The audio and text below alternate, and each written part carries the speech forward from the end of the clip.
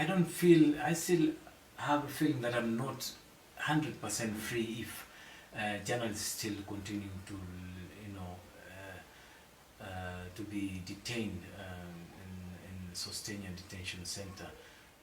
Akkam jirtu uummata Oromoo, ani Yassin Juma. I have been a TV reporter in Kenya, based in Kenya for more than 15 years. My speciality was regional affairs, so I had interest in Ethiopian affairs, I had interest in Somalia affairs, I had interest in Sudan affairs. While in Kenya, I started doing stories about refugees, but I was focusing mostly on Somali refugees.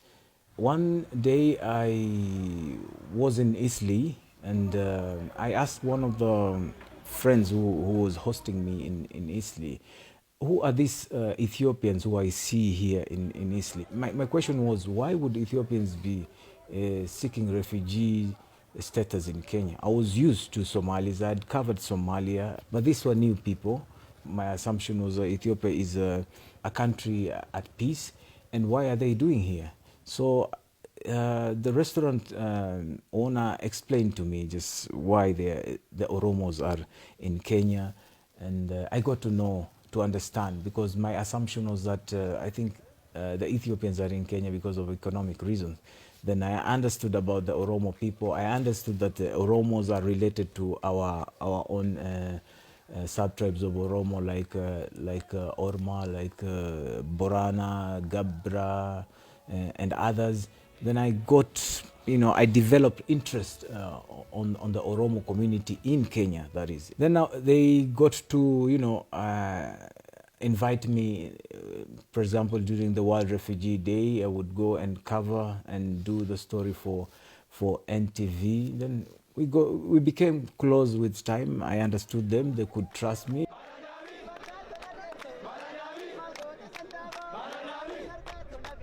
I have so much respect for the Oromo nation.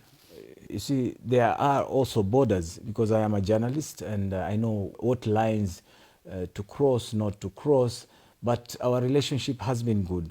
But my main aim as a journalist has been to highlight, the grievances of all communities in Ethiopia and the whole of Eastern Africa. But my relationship with the Oromo is, I would say, is a special one, especially after, recently they made me what they call the Ilma Abagada. So it was such an honor for them to adopt me into their ethnic group, and I love their culture, and yeah, I'm a person who has a lot of interest in anthropology, so the culture, all this excites me.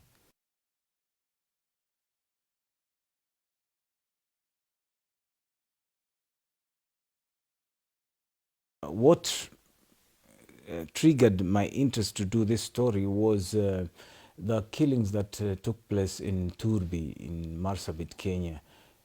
So I had to cross the border into Ethiopia and find out, face to face the OLF and ask them, were they involved in this or not. But it took time for the OLF leaders to accept, my crew to spend the 7 days with them. It was, I'd say, it was one of the most, for me, it was a masterpiece in my journalism career. I don't think I've ever done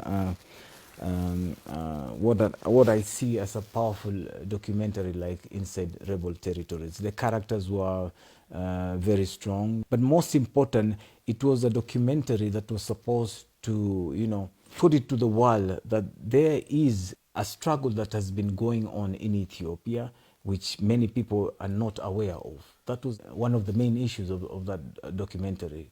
I had to highlight exactly what was happening in the struggle, the Oromo struggle that was taking place in Ethiopia, which the world didn't know. So I became the first foreign journalist to,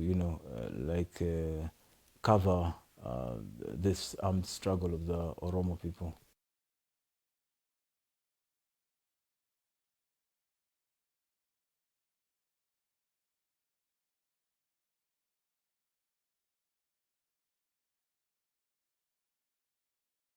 Well, I never expected. My assumption was that, my ban had been lifted. All political leaders were returning from the diaspora, going back to Ethiopia. Journalists who had been jailed were being released. Political detainees were being released. OLF, ONLF, all these militant groups were transforming into political parties, you see.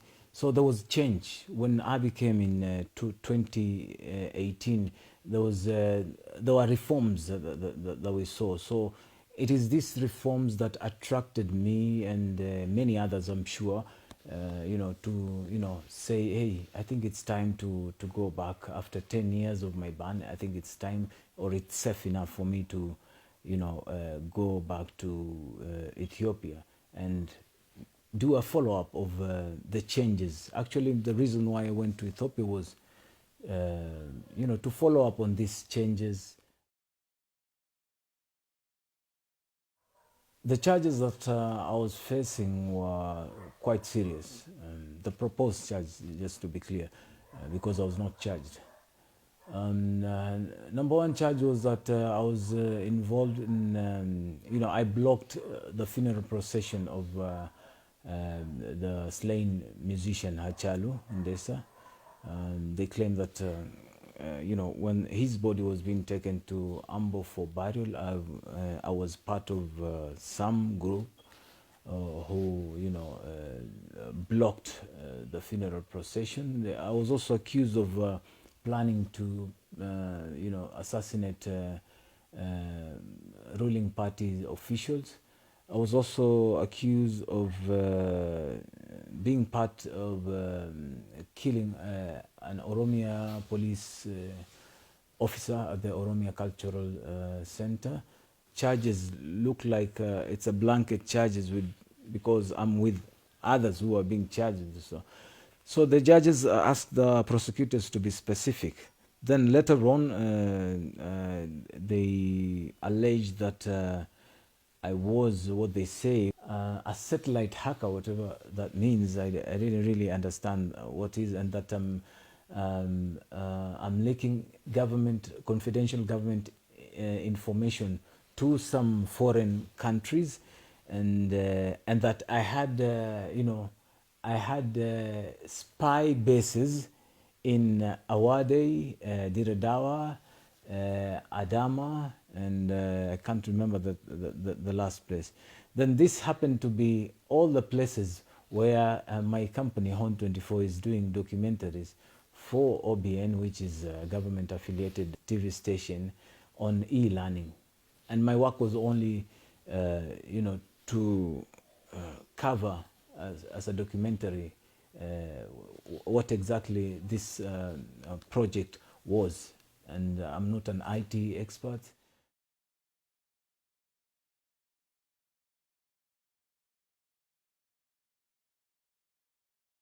I can't really pinpoint exactly how I got the coronavirus, but what I know is that the cells were overcrowded, and we also had contact from outside, which is the police. The police would come to the cells and walk around the cells with their boots, and we used to eat on the floor, so that would be one way of how I contracted it.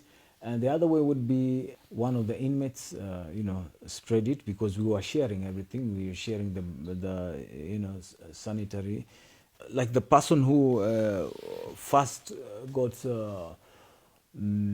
corona, he used to serve food for us.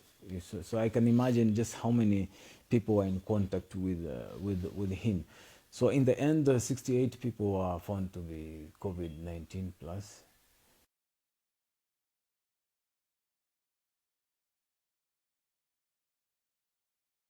When it was discovered that I had COVID-19, it came at a time it came 3 days after I had been rearrested. So, I was still trying to,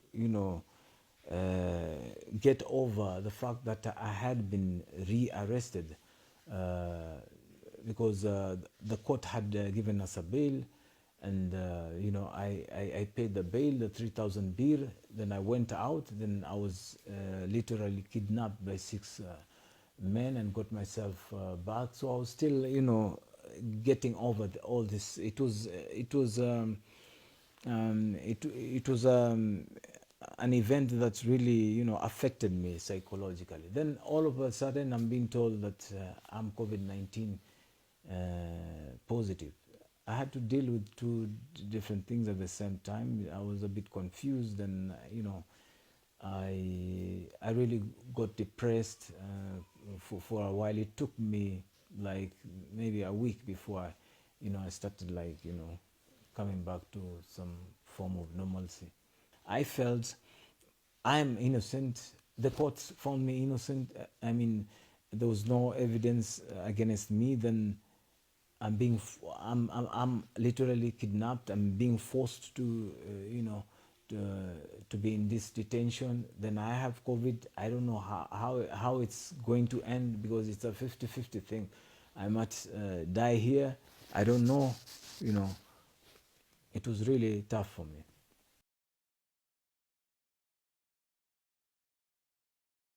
At Jawar's place, 3 days after, actually 2 days after Hachaluu's assassination, this was a big story.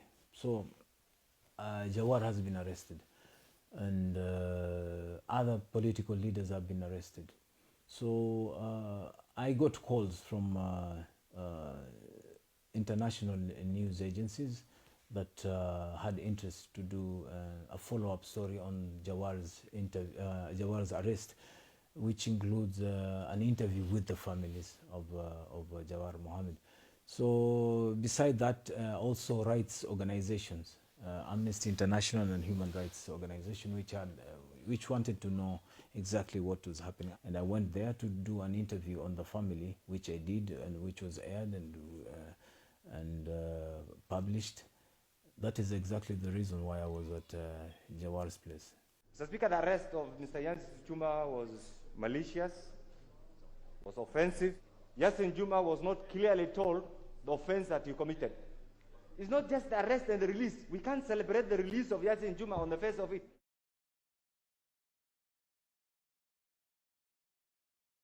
I would really want to thank Kenyans for putting the government on toes. It was vital for my release. I would also love to thank the Oromo community in diaspora, for putting me in prayers, for helping me go through whatever I was going through, giving me hope, and also demanding for my release. I would also like to give thanks to organizations like the Committee for Protection of Journalists and the Federation of Foreign Correspondents in Ethiopia and in East Africa, for putting my case and continuing to putting my case on different forums.